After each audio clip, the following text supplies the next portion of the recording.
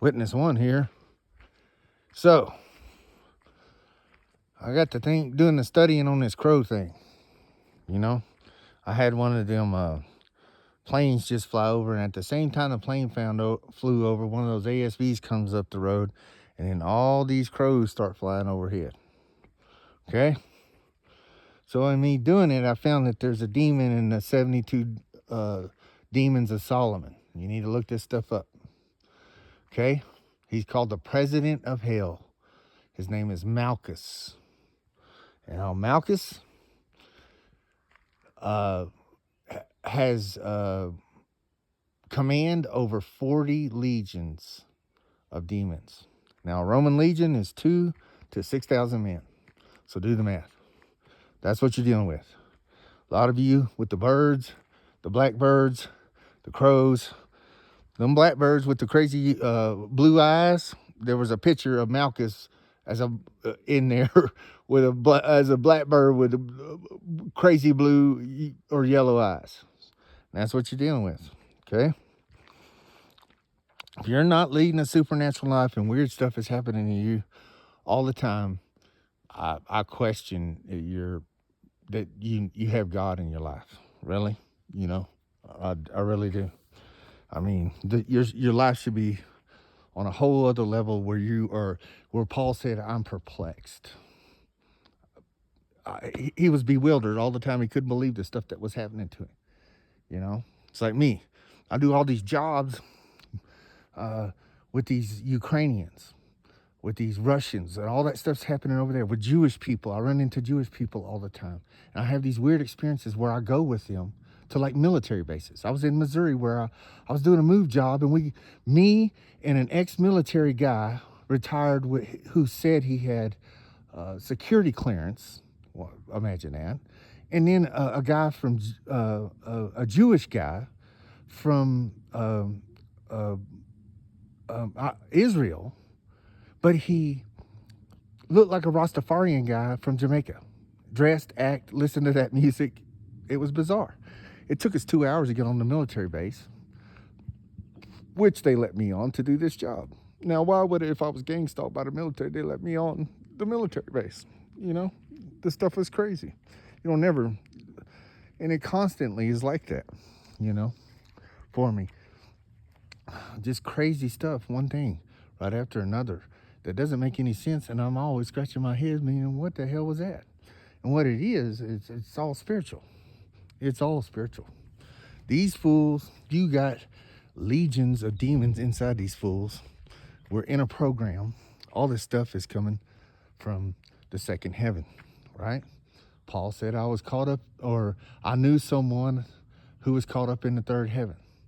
I did a research on it, and a lot of people think it was Paul, but just he didn't want to admit it because he saw things there, and it just blew his mind. But there's never a third of anything unless there's a first or second of it, right?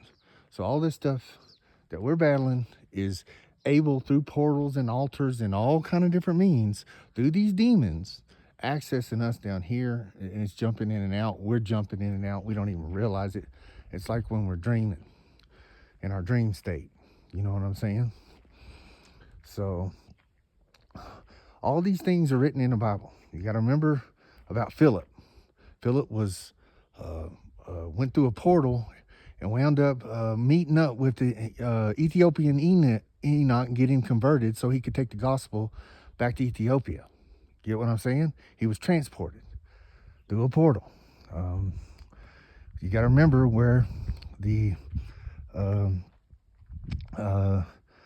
Jesus went to the highest point in Israel, which is Mount Hermon. And that's where the transfiguration happened, where Moses and Elijah came and seen him. They were going to build altars. Remember that? Now, you know where the biggest headquarters of the United Nations is? It's in Israel. And where's it at? At Mount Hermon. Remember I was telling you guys about how the Catholics and all of them take it over all those places where the altars were built to God and everything, and they in the Temple Mount, and they put mosques and Catholic churches over the top of it where all the people are buried, and Joseph's tomb and all that stuff. You guys need to do the research on that and see that this stuff is real and that we're just looking at it on a human level. We need to start looking at it on a much higher level, and we need to do the research. Get it? We need to do the research because it, it is getting crazier. The veil is thin. The veil is thinning, and it's getting thinner and thinner and thinner. And that's what's happening to some of you.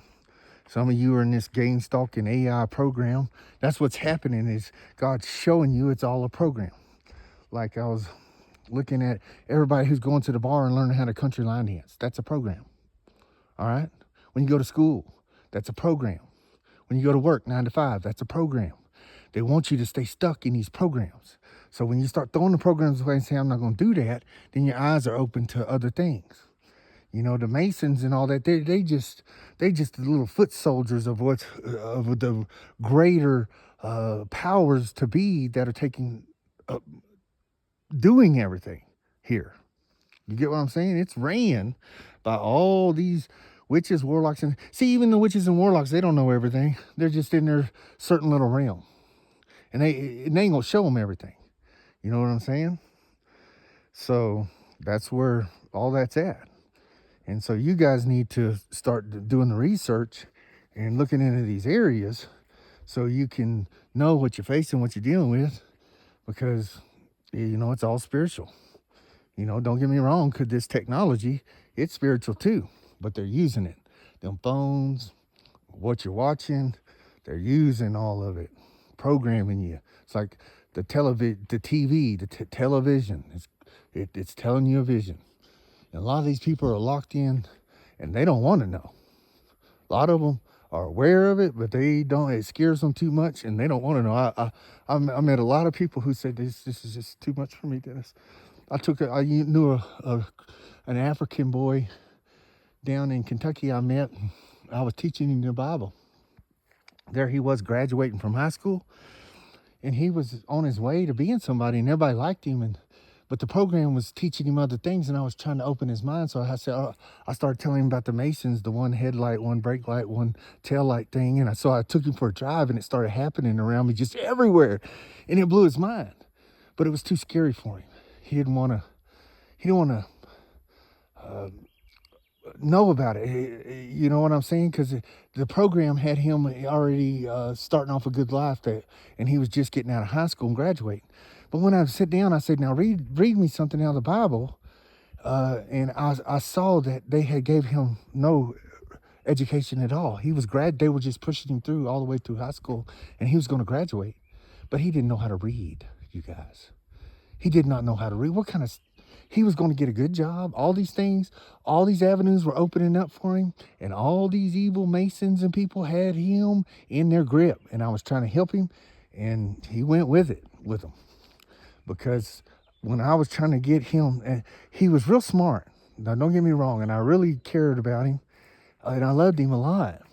But he didn't know how to read. He didn't know how to read. You know, I mean,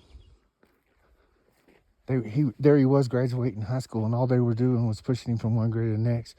And then so the program was going to get him out there and make him think he's going to have this good kind of life. But it was going to destroy him in the end when everybody found out he was illiterate, you know. So that just goes to show you the stories of things that can happen. And it's story after story like that with me. Everywhere I go, my whole life has been like, holy cow, I was surrounded by the devil the whole time through my family and through people around me. It would no matter where I went or what I done. It was always like that. It's because Satan knew who the chosen ones are. God said, you did not choose me, but I chose you. So, you know, for whatever reason, he chose us. And, you know, I just don't know what to say. If you're going through it, I noticed that a lot of people, not a lot, I don't have very many subscribers or whatever, and it lies to me about things, but they're monitoring me through my videos. And then people started saying, when I started telling everybody about the deliverance thing, now the deliverance thing is real because I have a deliverance ministry where I was casting demons out of Christians. And so when I was saying that, I got a lot of remarks from people who were acting like they were my friends. And, I led a lot of Native Americans to the Lord too. I used to pray for them a lot when I was in Missoula. There's lots of reservations around there and stuff. And I've had a lot of experience with them guys. And if anybody should know about spirits and all those things, those Native Americans should. But, they're filled with more spirits than the Spirit of God in them. They're mixing it all. Law and grace, they're mixing it. And they're mutually exclusive. See, there's only two ways to achieve righteousness, and it's by the law of Moses, which is a 313 rules, 313 rules that if you can do them all, you can achieve righteousness. And Jesus came and fulfilled the law, and then he died on the cross. It was about the grace of God. And if you were living that, God noticed that most of the Christians were mixing it, law and grace together, and you can't do that, And most of them churches are, if you go in there and they all look the same, act the same, dress the same, and they're robots, they're living by the law of Moses. If you live by the law, you'll die by the law. You understand? You can't mix it. That's why when you show up there, they don't want you around and hate your guts, because you're the same as Jesus showing up with the Pharisee. And that's what you're seeing. All them people are Pharisees. And they will die by the law because they think they can achieve righteousness by a set of rules. And Christianity isn't a set of rules. It's the grace of God. So you guys need to keep that in mind. That way, if you feel rejected, know that Jesus was rejected. They rejected him too. And they will reject you as well.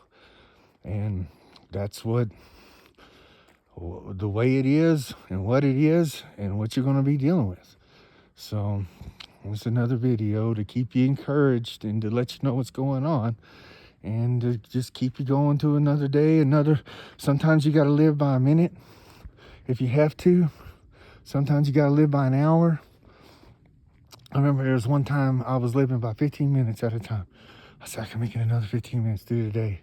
I was living in a church with a bunch of legalistic, devilish Baptists, all trying to control me and rule me and all these things. And I was living 15 minutes at a time, So better to be alone and with the Lord and ain't got nobody than to be living like that. You don't want anybody telling you what to do and trying to control you and teach you some false doctrine. So keep your chins up. I love you. Trust in the Lord. Bye.